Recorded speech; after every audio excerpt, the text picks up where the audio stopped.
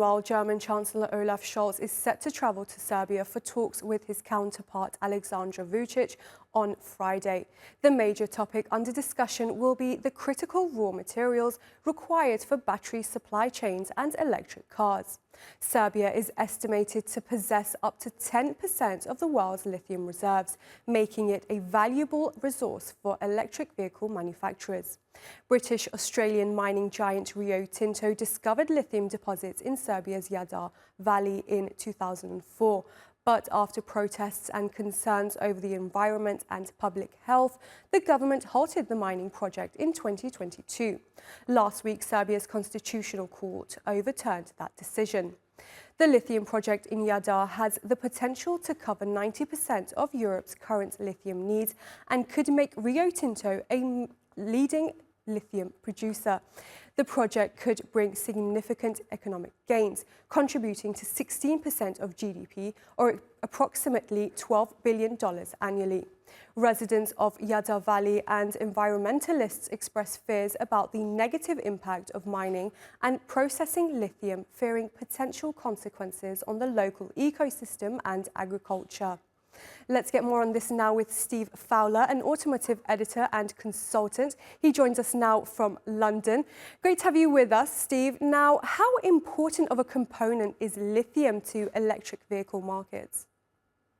Well, good morning. And I think your report that you showed just a few minutes ago on the state of the European car market shows how important electric cars are to the car market. It's certainly the future, and a big part of an electric car is the battery, obviously.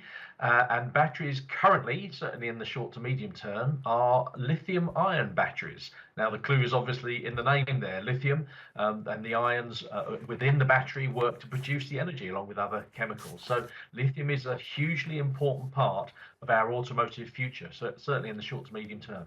Right, and how might Serbia's lithium reserves impact the global supply chain for electric vehicle batteries? Well, I think we've all learned a lesson because of the war in Ukraine that energy security and supply security is hugely important. And what the automotive companies and the battery makers want to be able to do is to ensure they've got security of supply. And if you like, the supply of lithium and other parts that go into batteries come from friendly countries. Serbia, I think, is deemed to be a friendlier country than many others. If you look at cobalt, for example, another essential part of electric vehicle batteries.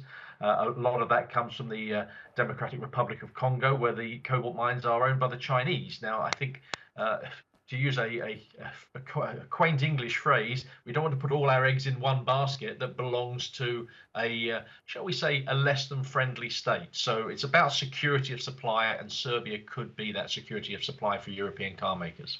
Right, and on that note, how is the EV market in Europe changing? Well, as you've reported, it's not going as quickly as we had hoped. It is picking up. I believe we're at a bump in the road. We're shortly to get over that bump. Charging infrastructure is improving. The price of EVs is coming down. But every European state, the UK has just announced it's bringing forward its ban on internal combustion engines powered vehicles to 2030 again. So the EV future, the car future is definitely electric, and lithium, for the time being, until solid state batteries without lithium come into play, lithium is an important part of that. So Serbia will play an important part, and it will suddenly find it's got a load of friends across Europe.